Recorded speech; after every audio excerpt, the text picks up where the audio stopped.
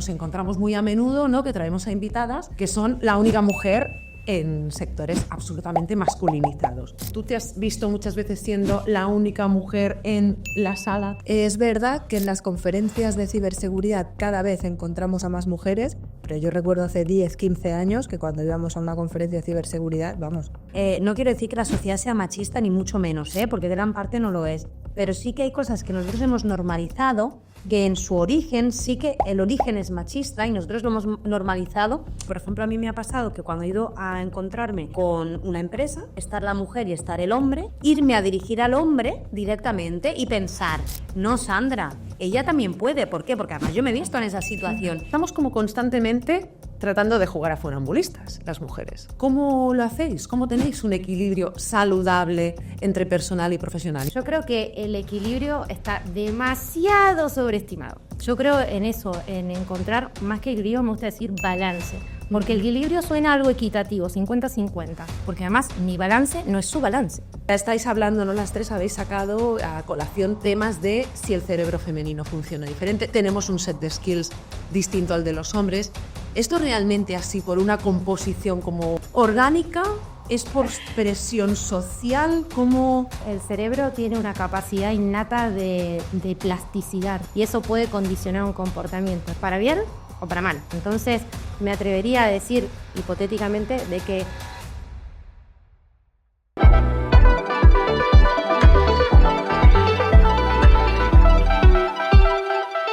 os damos la bienvenida al oráculo de Modo Cripto, más allá del techo de cristal, mujeres que inspiran.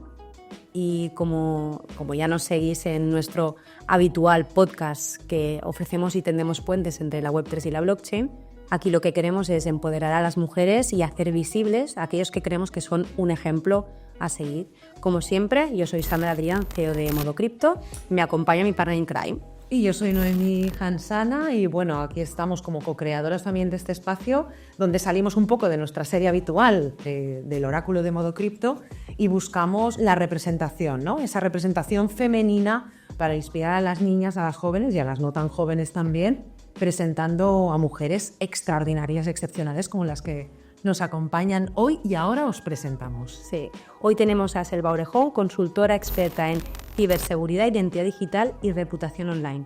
Selva es fundadora y directora de On Branding, una agencia líder en su sector, y también trabaja como perito judicial, ayudando a combatir delitos digitales y protegiendo a personas y empresas en el entorno digital. Bienvenida, Selva. Muchas gracias. Y tenemos también a Estefanía Papayani, médica, experta en neurociencia y empresaria. Estefanía ha dedicado su carrera a integrar la salud física, emocional y mental en estrategias para líderes y emprendedores, ayudándoles a alcanzar su máximo potencial tanto en lo profesional como en lo personal. Bienvenida. Gracias. Bueno, bienvenidas. Vamos a empezar conociendo un poquito más de vosotras, ¿no? Tenemos a dos mujeres que son punteras en dos campos, como es la salud emocional y la salud digital. Bueno, vamos a por ello. Selva, vamos a empezar contigo, ¿no? Me gustaría saber a ti qué te lleva a especializarte en ciberseguridad y reputación digital, porque tú vienes de donde yo vengo, o sea, somos comunicadoras, en realidad las dos. ¿De dónde pasa una comunicadora o periodista a decir, no, es que me voy a especializar en ciberseguridad, reputación online, estas disciplinas? Pues mira, yo trabajo desde los 14 años. En mi casa, tanto padre como madre han sido empresarios, con lo cual lo del tema de estar trabajando al mismo tiempo que me formaba ya me ha venido de naturaleza. Siempre he sido muy curiosa y mientras estaba acabando la carrera y estaba trabajando en dos sitios dije, voy a empezar a estudiar empresariales. Entonces fui combinando hasta que ya mi salud física y mental era, no puedo más. Y entonces, casualidades de la vida, una compañera, porque compartía piso con 3 personas más, yo alquilaba el piso y entonces me buscaba gente de Alemania, de Estados Unidos, de diferentes lugares para también poder ir practicando los idiomas. Y encima que no me costase un duro, claro. Entonces, una de las compañeras, pues resulta que mandó mi currículum a una startup en este caso de Berlín, sin que yo lo supiera. Muy bien, el tema de la protección de datos. Pero salió muy bien, entonces fui a trabajar allí. Bueno, estuve durante unos cuantos años en Berlín y a mi vuelta, que fui a Madrid, antes, justo los últimos meses, recibimos un ciberataque bastante serio contra la base de datos de nuestra empresa y ahí fue la primera vez que vi la convergencia entre reputación, ciberseguridad y el proteger los propios datos. De ahí fui a vivir a Barcelona, después a Madrid, y allí es cuando yo ya estaba trabajando para multinacionales, para el Grupo Planeta y para Repsol, y la verdad es que con todo el cariño del mundo de las multinacionales me aburría una ostra. Entonces, como mi manera de ser es muy emprendedora, pues empecé a montar una asociación y al mismo tiempo a montar mi propia empresa en el 2006-2007. Y de ahí, pues bueno, nunca he buscado un cliente en mi vida. Empezaron a escribirme amigos, familiares, ex clientes, etcétera, y llegó un momento en el que, sin darme cuenta prácticamente, ya iba necesitando tener más personas en mi equipo.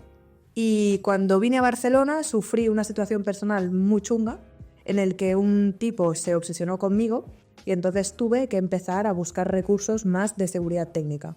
Y de ahí pues poner una denuncia, otra denuncia, la tercera denuncia, y ya dije, vale, en este caso este cuerpo policial va muy poco ducho en la materia, me voy a tener que poner las pilas, con lo cual construí mi propia profesión por necesidades de... O sea, a base de casi tu experiencia. Más que de lo que hablamos siempre de señales, ¿no? Sí. Estabas abierta a las señales que te iba dando la vida y has ido cogiéndolas, ¿no? Y como dice un primo mío, dice que siempre de las desgracias acabo sacando como una fortaleza muy grande. Me sale de nacimiento. Entonces. Sí. Esa es la actitud del emprendedor.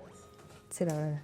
Sí. Bueno, y Estefanía, en tu caso, ¿cómo es esta trayectoria? Médico, ¿no? También muy investigadora, muy... Es aviadora, ¿verdad? Bueno, no sé un poquito. Muy identificada con lo que decía de ser curiosa. Sí, me considero una persona sumamente curiosa. Todo me atrae, todo me llama. El síndrome del objeto brillante, y yendo viendo, investigando. Y muy versátil. Bueno, más que aburrirla con toda mi trayectoria, le voy a contar... más que creer que ha sido un cambio o una ruptura entre lo médico y ahora lo empresarial, creo que ha sido más una evolución, un proceso de expansión.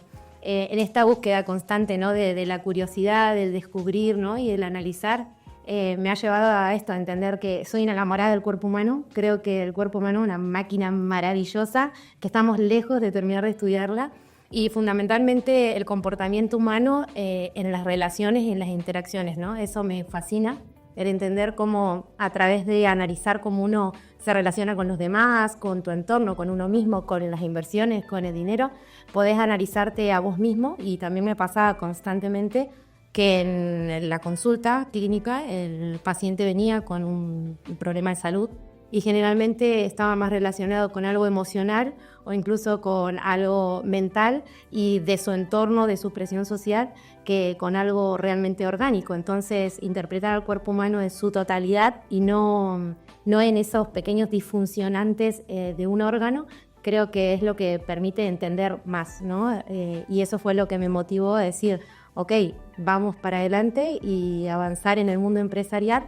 Y hoy creo que eso me lleva me da esa oportunidad en el mundo empresarial, que creo que es una herramienta maravillosa, el analizar esos comportamientos y esas relaciones. Creo que la vida se trata de eso, de relaciones. Entonces, en cada relación uno puede ver un reflejo de uno mismo, y entonces entenderlas, analizarlas, te hace entenderte y analizarte y poder crecer.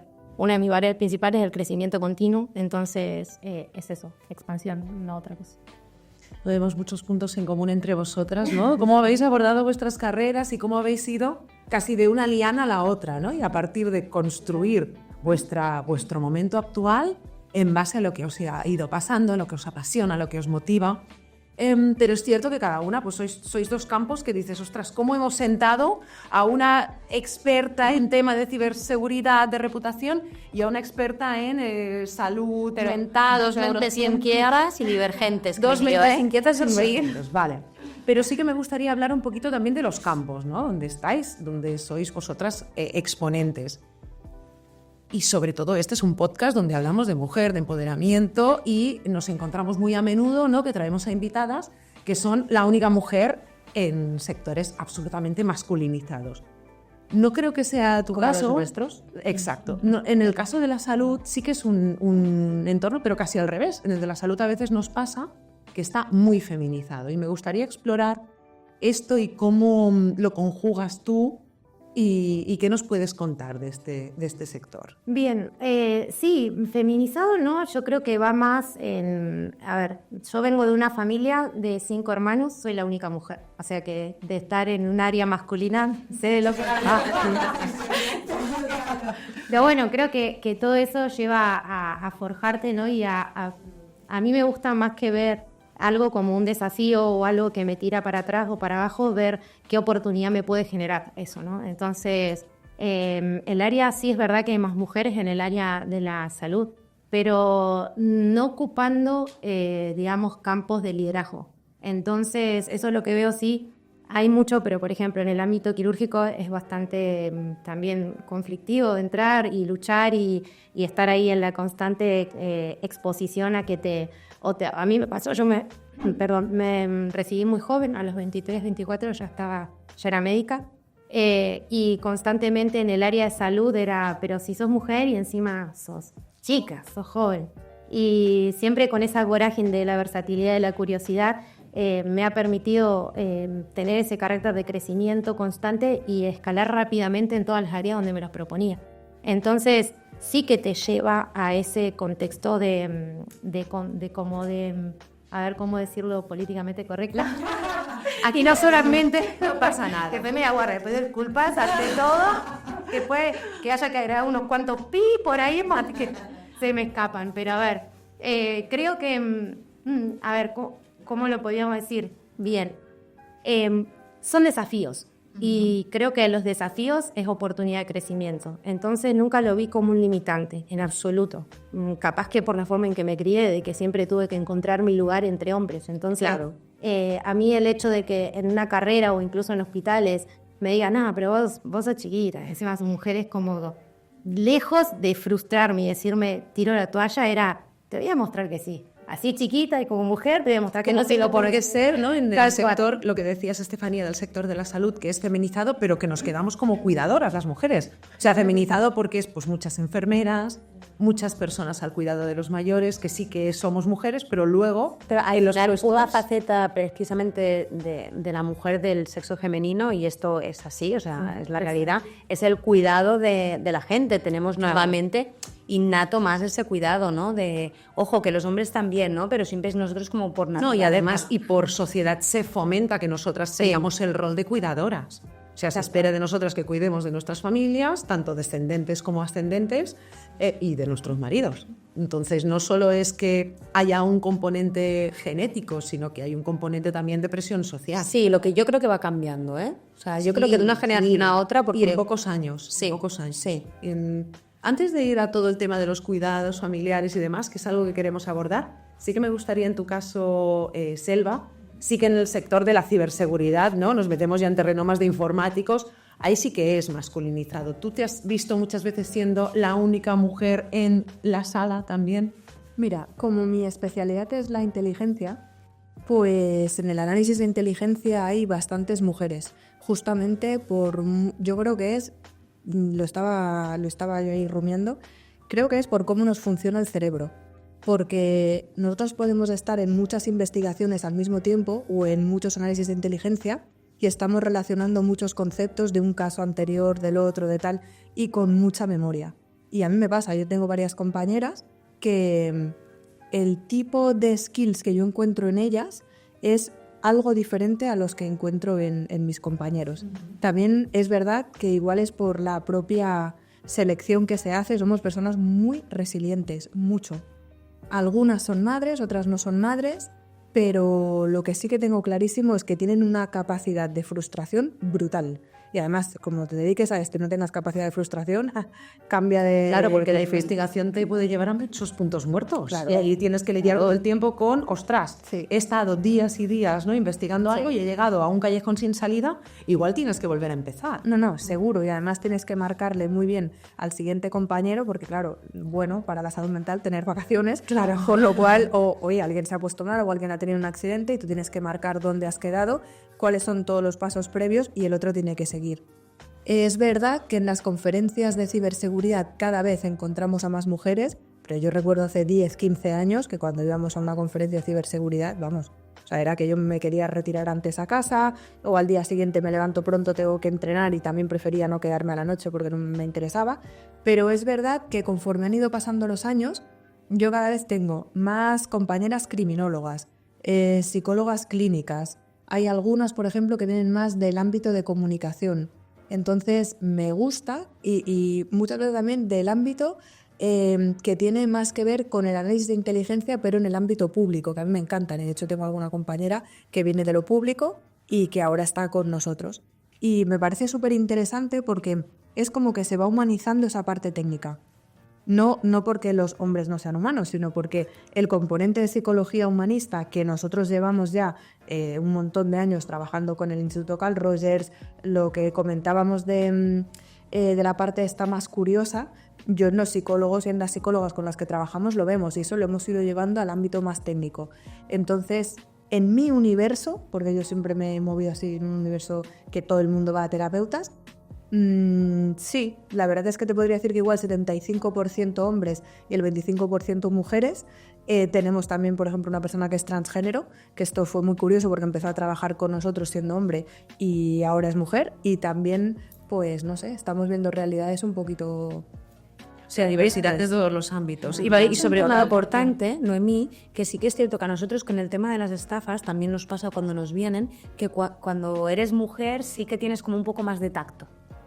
Y no solo tacto, sino que también en la parte comercial sabes como anticiparte a lo que va a venir. Y creo que eso es una parte un poco innata en nosotros. Total. Eso me gustaría abordarlo. O sea, estáis hablando, ¿no? Las tres habéis sacado a colación temas de si el cerebro femenino funciona diferente. Tenemos un set de skills distinto al de los hombres.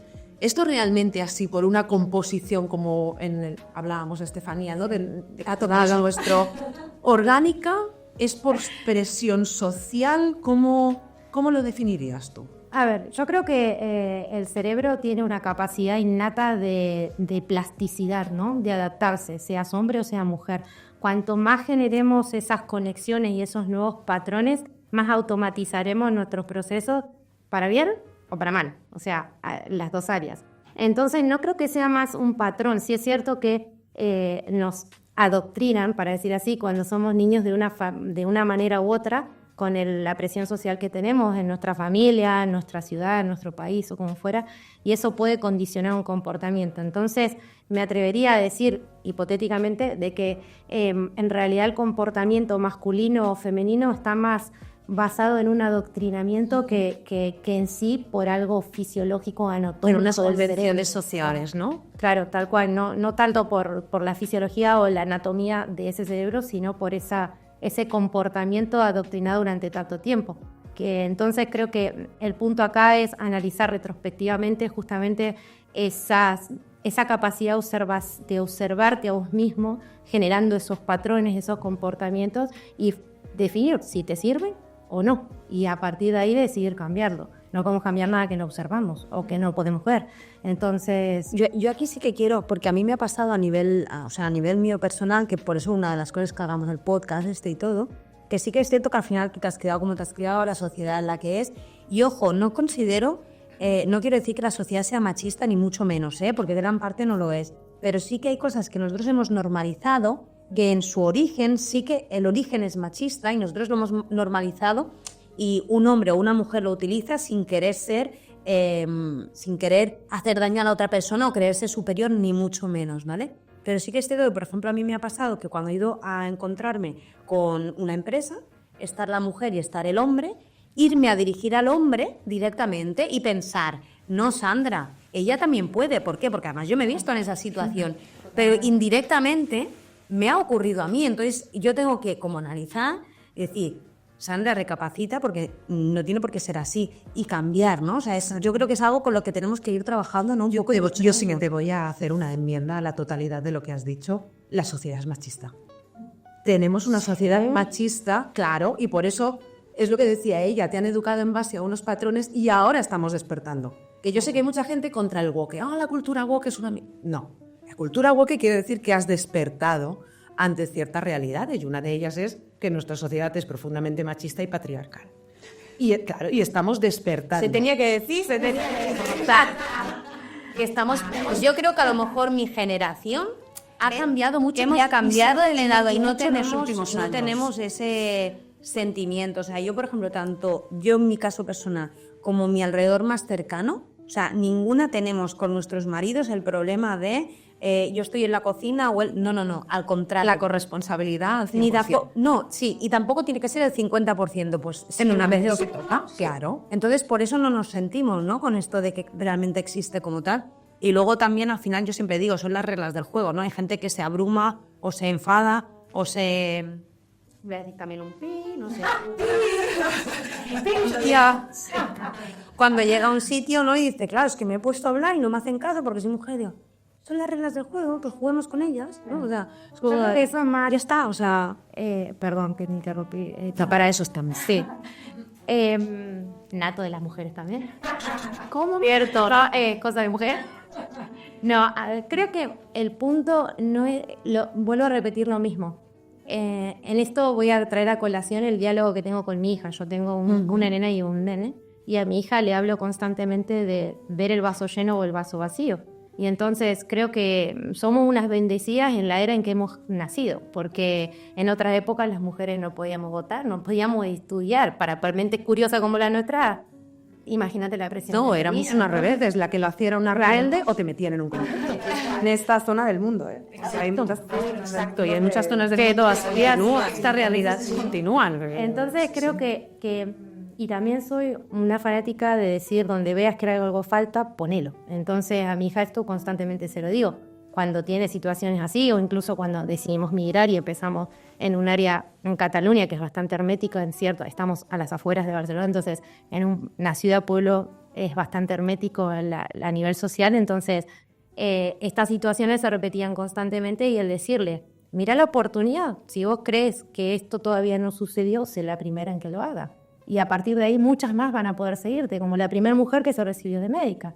Después, hoy en día, muchas mujeres podemos ser médicas, pero en ese momento fue muy duro porque no se podía estudiar. Entonces, creo que estamos en una era, somos muy bendecidas y doy gracias a Dios la era que hemos nacido.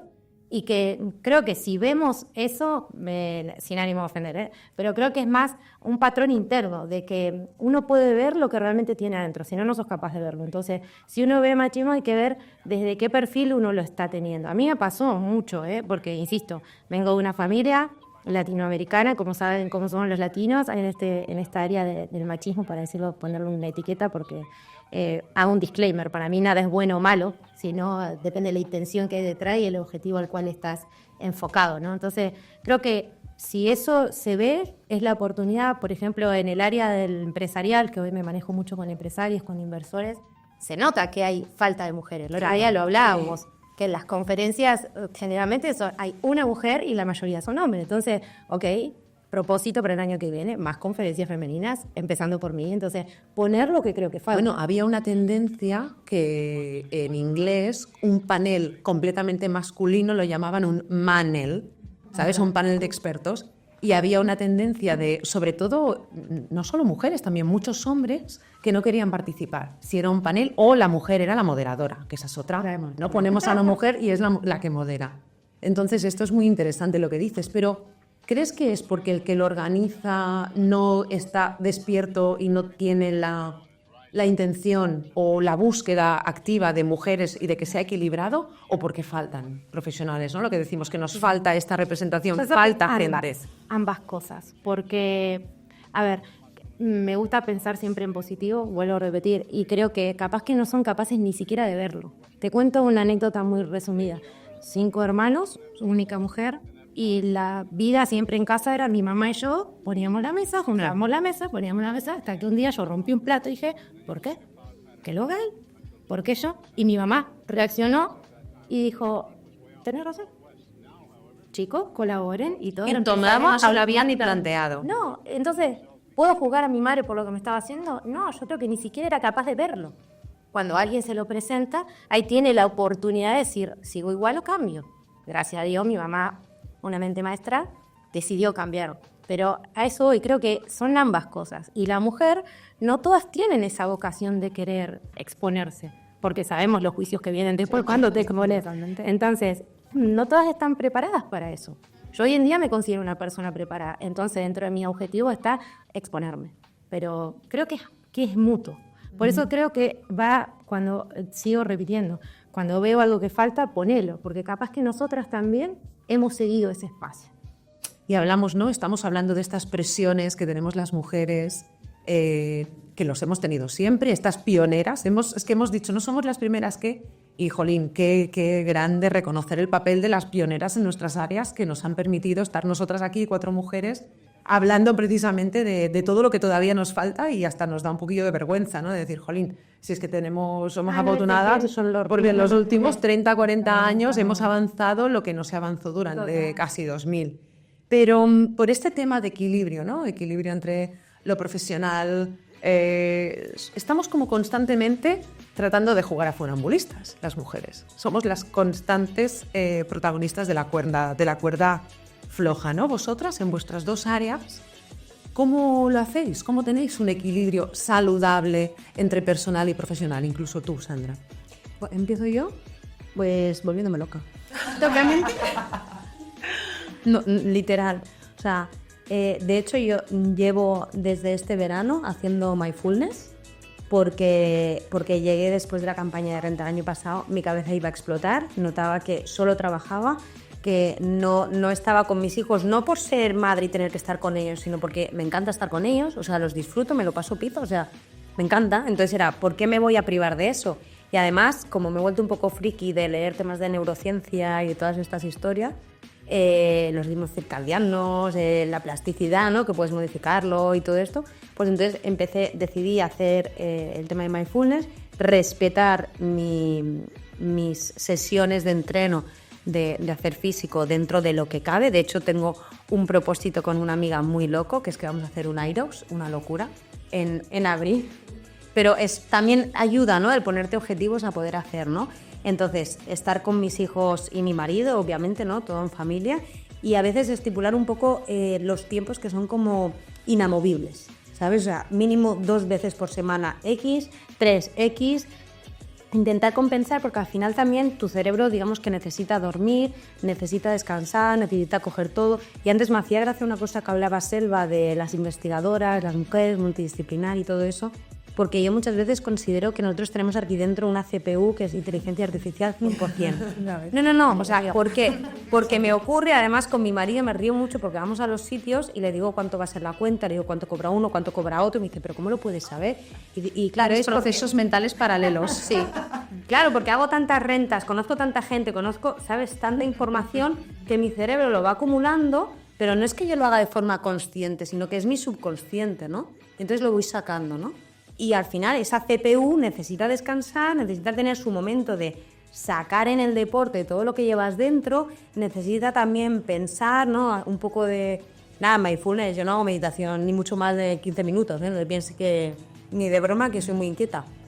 Y también estar con tu familia, sociabilizar, ¿no? O sea, es un poco tener todos los valores... Un poco cuidarte y autocuidado, ¿no? Sí. De todo lo que nos claro. estás comentando. Y entonces eso te acabo yendo un poco loco porque es muy difícil conseguir mantenerlo. Muy difícil. O sea, en tu caso, Selva, ¿cómo haces todo este equilibrio también?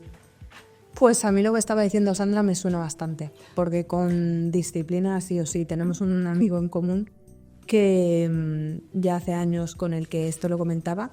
Yo por mi manera de ser he tenido que aprender a base de pegarme el zarpazo padre. Entonces mi primer burnout fue cuando yo vivía en Alemania, que debía tener unos 25 años más o menos, y fue un burnout muy heavy, de carencia de vitamina D, carencia de hierro, o sea, de verdad, o sea, me pegaba a nivel físico, no es el típico estoy quemado de trabajar, sino estamos llevándolo que a nivel físico o sea, que te había había trabajar totalmente, pero aparte, o sea, yo llegaba a tener lapsus de memoria chungos, de que no me salían las palabras.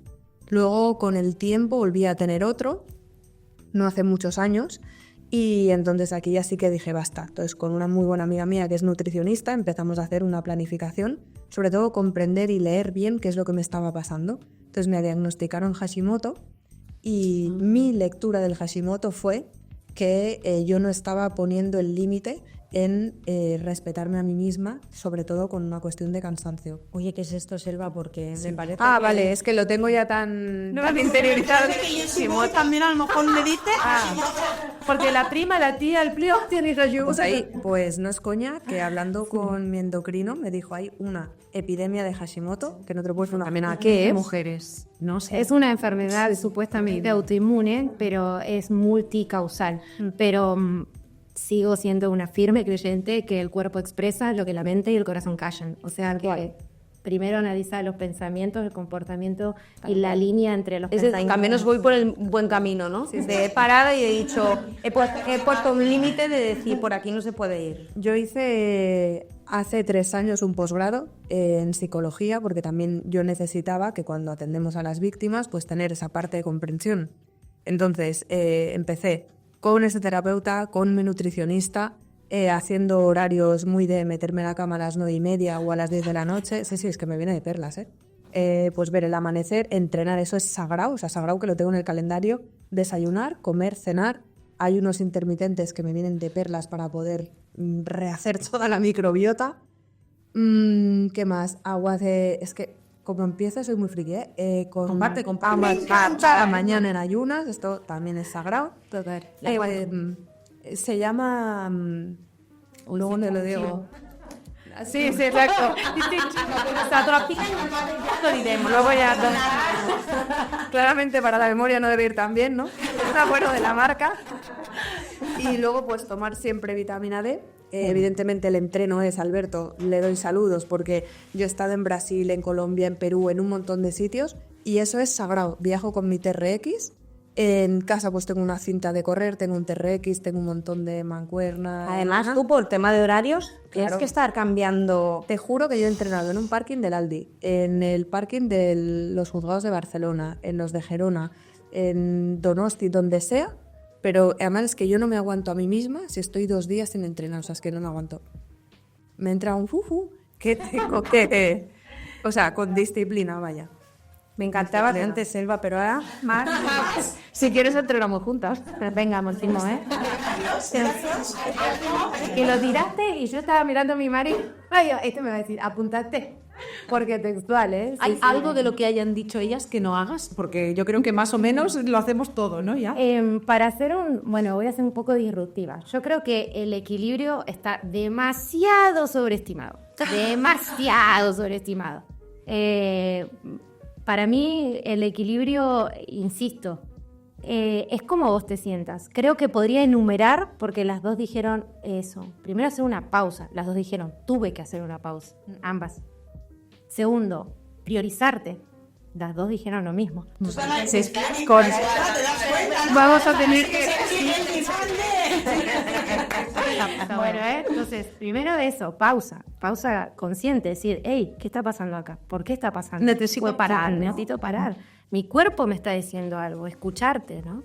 Segundo, mi tiempo para mí, priorizarte. Soy yo no estoy bien, no puedo ser, si no estoy plena y feliz, no puedo ser ni una esposa, ni una profesional, ni una madre plena y feliz. Entonces, es así. Y tercero, alinear lo físico, lo mental. Habló de mindfulness, las dos hablaron de entrenamiento, o sea, y de nutrición. Son todas las mismas áreas. En cuál agarres primero, cuál empieces, no importa, porque se van a ir alineando y sincronizando una con la otra. Para mí también, una pauta, insisto, el equilibrio demasiado sobreestimado. Yo creo en eso, en encontrar, más que equilibrio, me gusta decir balance. Porque el equilibrio suena algo equitativo, 50-50, 75-75. Y para mí eso es un falso concepto. Para mí es balance. Porque además mi balance no es su balance. Ni el tuyo ni el de ella. Todos tenemos un balance distinto. Entonces, ¿qué es lo que a mí me hace bien? A partir de ahí, genero todo el circuito. Y creo que una de las herramientas... hay un libro que me gusta mucho que es Poder versus Fuerza, que si todos pudiéramos calibrar en poder, ¡guau!, sería buenísimo, pues atraeríamos todo naturalmente. Pero hasta que llegamos a calibrar en poder, la disciplina es una herramienta de la cual te podés aferrar o ese cochecito que te lleva a tu objetivo. Entonces me parece muy importante. Yo también me levanto temprano, entreno, medito, equilibrio mi dieta, mi personal trainer, 24/7 a donde vaya, y también he entrenado en cualquier lugar, o sea, si no más que unas banditas y a ponerse, o sea, Creo que es más que nada objetivarlo como propósito. Y algo que me gustó también que agregaría es ponerlo como prioridad. Porque ella dijo, yo lo pongo en mi agenda. Lo que no está en mi agenda no sucede. Y a veces hasta que entrenas tu cerebro, hasta que creas esas conexiones, esa autopista nueva, que remodelás esas conexiones, es importante poner una agenda, entrenar. Yo lo partí un tiempo con disciplina. Y lo tengo en mi rutina para que además nadie me pueda agendar en ese momento. Pero incluso las comidas, aunque parezca muy surreal, para intentar comer siempre, que mi marido me decía, ¿en serio te tienes que poner alarma para saber cuándo tienes que comer? Pues sí. Sí, es triste, pero sí. Es como para tener una pauta de intentar siempre hacerlo en el mismo momento, ser consciente de que estoy comiendo, lo que estoy comiendo, porque además a mí me gusta comer bien. Vale. Y ojo, que cuando dejas de comer, yo nunca he sido de comer mal porque el dulce no es que me apasione ni mucho menos. Suerte ¿vale? la tuya. Suerte la total. También tengo que decir, porque mi cara es diabético, entonces de pequeña tampoco no, pero tengo la suerte de que no es que me súper apasione. Pero sí que a lo mejor hay cosas como algún tipo de lácteo o algún tipo de pastas, etcétera, que he dejado de comer y a la que la como una vez noto que me sienta mal y no es seguramente por nada, no sé, es como todo, ¿no? La microbiota, lo que decías es que te afecta al final. De hecho, dicen que está en la neurociencia, ¿no? Dicen que sí es el intestino al cerebro o el intestino. El segundo cerebro. Y me atrevería a agregar una sola cosita de todo lo que nombraron que por ahí la dijeron. Seamos más compasivos con nosotros mismos. Chicas, no podemos llegar a hacer todo y todo perfecto. Tú siempre le dices, no, Date permiso. ¿Cómo te hablás? Ayer yo dije, estoy súper antojada de sushi. Estábamos todos de, ay, pero es que después la panza que me ven... No importa, ya fui, comí sushi, después me dolía la panza, pero no importa, lo disfruté. O sea, y es eso, no puedo ser perfecta, no vamos a ser perfectas. Entonces, como seamos más compasivos, somos muy estrictas y muy rigurosas. La primera, me asumo, el de llegar a todo y hacer todo perfectamente. Noemí, tú siempre hablas del tema de la culpa. Sí. Ah, bueno, sí. Como primero darte permiso, lo que dices tú es muy importante. Date permiso para equivocarte. Date permiso para meter la pata, para estar más cansada de la cuenta si no has dormido bien, o te han despertado los niños, o has estado enferma. Intenta manejar bien la culpa, o sea, siéntete responsable solo de aquello que tú hagas, no de cómo va a reaccionar el mundo alrededor por la decisión que tú tomes. Esto es fundamental. En la sociedad que vivimos, que tenemos tantísima presión, o sea, la presión de la sociedad, la que nos ponemos nosotras, la externa, ese sentimiento de culpa que arrastramos las mujeres, ¿no? Como esa mochila de la que es madre y cuida de sus hijos porque es madre y cuida de los hijos. La que decide trabajar y ceder el cuidado de los hijos al marido, me siento culpable porque es su padre, pero debería ser yo, pero... Quiero decir, estamos en constante búsqueda de un balance. O sea, es que a mí cuando has dicho lo del balance, es como que ¡pum!, te has iluminado, porque digo, hostia, es que es verdad, no es equilibrio, es balancear. Porque el equilibrio no es que yo tenga que hacer un 20 familia, 20 trabajo, tal. No. Igual hay una temporada que tengo que estar 80 en el trabajo porque es exigente, pero no tengo que sentirme culpable porque solo estoy un 20 en casa, ¿no? Entonces es que yo creo que es eso. Cómo lidiamos con la culpa, con la presión, con todo. Y a mí me gustaría que, Selva, tú nos hablaras del tema, además, en la sociedad que vivimos, tenemos que estar súper cuidándonos, ¿no? Por dentro, por fuera, hay un montón de conceptos nuevos, pero además tenemos que tener buena salud digital. Hombre. ¿Esto cómo lo equilibramos y más siendo mujeres y pensando en la de nuestros hijos? Iba a añadir solo una última cosa, para mí es muy importante, de quién me rodeo, y el humor. O sea, yo no hay día que no me pete de la risa y tengo la grandísima suerte de que la gente que tengo a mi alrededor tienen mucho y muy buen humor.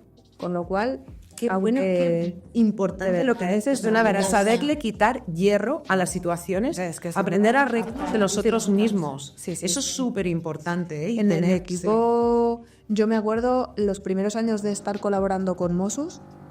Me acuerdo que una vez con unas personas de un grupo de investigación llevaban temas que eran muy crudos y con Policía Nacional igual, ¿no?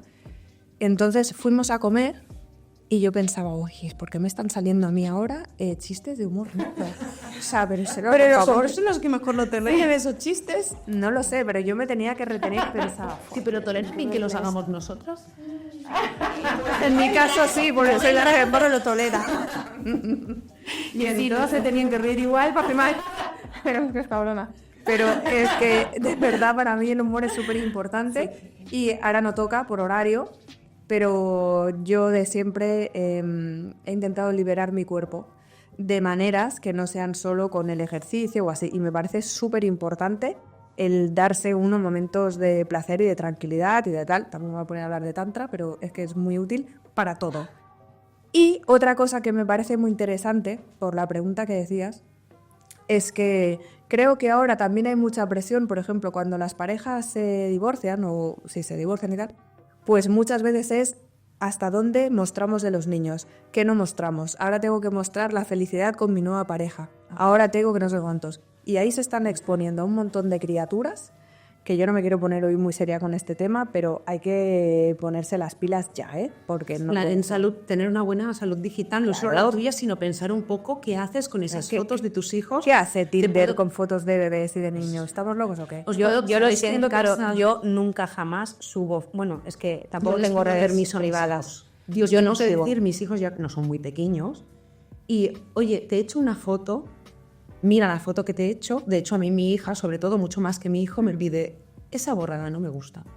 Que a lo mejor esto tiene un poco un efecto pernicioso, ¿no? De culto a la imagen. Bueno, pero creo que la estoy educando y sobre todo de pedirle permiso. Hubo una temporada, ahora lo he dejado de hacer un poco porque le echas la foto y luego pues se la enseñas.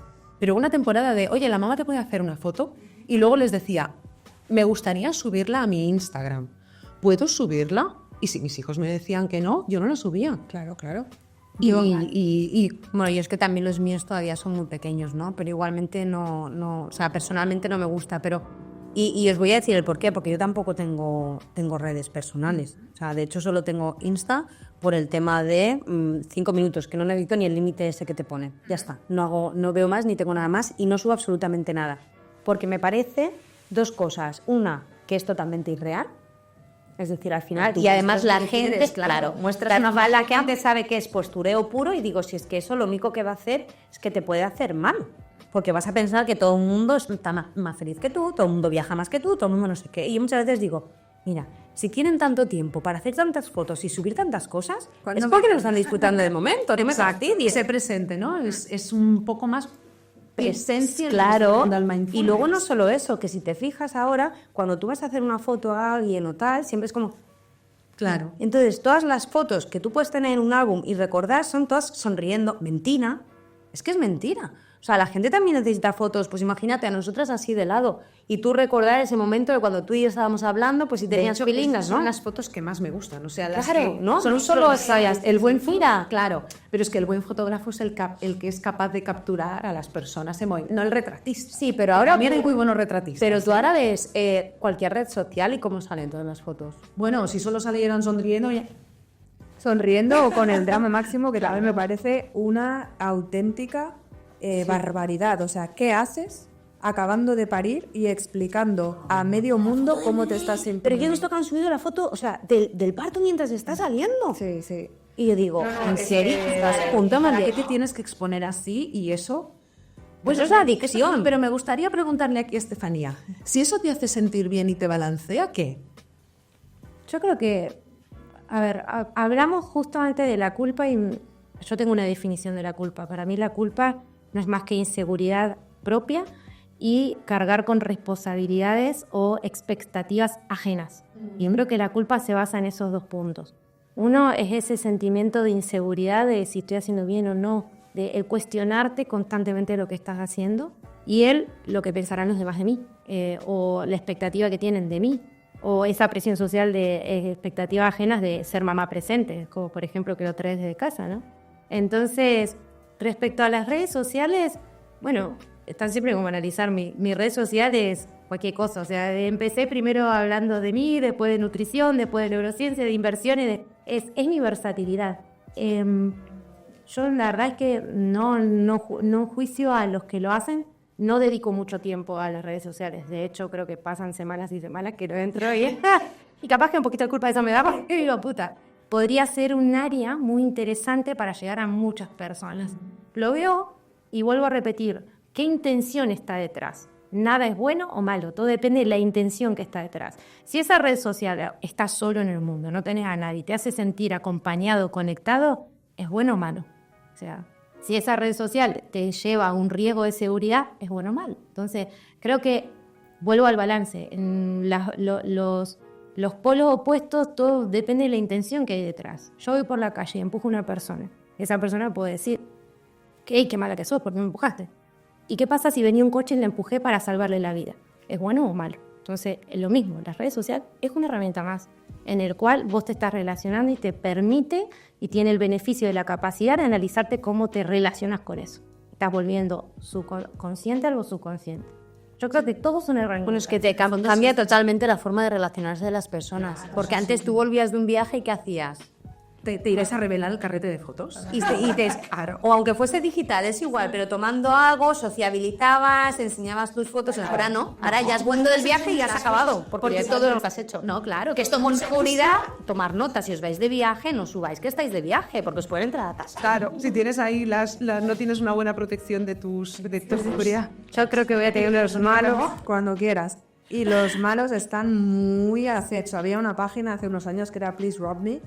Era buenísima porque era la suma de muchos estados de diferentes redes sociales en los que buscaban por keywords y algunas era on vacation, otros we are on y entonces tú ibas haciendo búsquedas y había mucha gente que además se geolocalizaba, con lo cual era pues nada, ahora ya buscamos la piedra y donde nos rebana la llave y vamos para adentro. Sí, por un cuadro que tiene la llave bajo una Y con inhibidores ahora, la mayor parte de las alarmas que son comercializadas las acabas apagando, con lo cual vas para adentro fácil. Bueno, vamos a recapitular todo lo que hemos hablado, ¿no? Yo me quedo con esta idea del balance. Esto a mí me ha tocado, me ha tocado la herida, porque además es que es muy importante. Pero bueno, a nuestras invitadas del Más allá del techo de cristal siempre hacemos dos preguntas. Una es, rápidamente, referentes. ¿Qué referentes tenéis en vuestras vidas? Y la segunda es, ¿qué consejo le daríais a mujeres jóvenes o de cualquier edad que ahora mismo pues, o quieran cambiar de carrera o se quieran dedicar a alguna carrera en las que estáis vosotras? Vamos a empezar por ti, Selva. Primero, referentes y segundo, consejo final. Pues mis referentes son anónimos. Son dos personas que están cerca de mi vida. Uno es un hombre y el otro es una mujer. Y a mí me ha ayudado mucho su manera de poder enfrentar la vida en los momentos difíciles, en los momentos, digamos que más amables, vamos a decir. ¿Qué podría decir de ellos? Pues que tengo la suerte de poder tenerles cerca, con lo cual además los puedo compartir. ¿Y la segunda parte de la pregunta? Un consejo. Si alguna mujer nos está viendo, normalmente pensamos en niñas o en jóvenes, ¿no? Que estén ahora pues dudando. Imagínate, ostras, quiero ser investigadora, pero no veo referentes en carreras de investigación. Solo tengo al Grison de CSI ahí en la mente. ¿Qué les podrías decir? Bueno, es que mi frase no es profesional, es que la vida es un guateque y que te la bailes. Toma ya. No. Yo no me para mejorar esto, porque el resto al final es experiencia de cada uno. Sí, recomendaría evidentemente también ir a un buen o una buena terapeuta, eso, o sea, seguro, y oye, con la calma. Porque esto con suerte... Y aprovecharlas, ¿no? Y ser resiliente. Hombre. O sea, cada vez que te tiran, te levantas. Exacto. Y para ti, Estefanía, referentes y consejo final. Bueno, me siento muy identificada. Yo también soy muy de lo cotidiano. Nunca me sentí identificada así como decir, este es mi ídolo y quiero seguirlo. No. Voy más a lo cotidiano. Busco en cada situación, en cada contexto. Hoy me voy con referentes importantísimos a quien modelar. Así que... te diría mis papás, porque a la generación en la que vivieron fueron personas con una mentalidad totalmente abierta que me permitieron crecer y ser quien soy y encontrar mi lugar en el mundo. Mis hermanos forjaron mi carácter. Mi marido, la persona más resiliente que conozco en este mundo. Y mis hijos son mi inspiración diaria, esa alegría, esa humildad, esa abundancia, ese poder nato, esa transparencia. Es que sí, quiero ser así, te recuerda constantemente ese niño interno que tenés, ¿no? Que tanto hablamos de conectar. Consejo, eso me pesa mucho, no me gusta dar consejos. Diría, experiencia, cómo yo lo hago en la vida. Tómate tiempo. Hay una frase que lo voy a citar, ya que citaste una frase, me tengo que poner a la altura. Ya veis, me salió mara. Hay una frase muy bonita que dice que los humanos somos muy cómicos y que vivimos como si nunca fuéramos a morir y morimos como si nunca hubiéramos vivido. Entonces, cuando estás tan expuesto a la vida y la muerte, como en mi caso como profesional médica y habiendo visto esa línea tan frágil, y ves que la vida es tan efímera, es eso, es vivirla. O sea, tomate el tiempo, no respondas a expectativas externas. ¿Qué querés hacer? ¿Qué te hace feliz? ¿Cómo te ves en un futuro? ¿Qué es lo que te sienta? ¿Qué es lo que te hace pleno? Y a partir de ahí seguí. La cagás, no pasa nada, todos la vamos a cagar y cuanto más la caguemos mejor, porque en cada cagada hay una experiencia. Si evitamos esos errores, nos evitamos, o el sacrificio que estamos pagando es justamente ese crecimiento y esa experiencia. Entonces, es eso, hacelo mal, pero hacelo. Hacedlo mientras bailamos al ritmo de la música que nos pone en el water. Muy bien, a Selva, Estefanía, Sandra, yo creo que lo dejamos aquí. Muchísimas gracias. Y bueno, seguimos con otros capítulos. Yo es que me he quedado con ganas de seguir charlas de ellas. Tendremos que inventarnos otras cosas. Bueno, sí, esperamos. Gracias. Por favor, dadnos like y suscribíos.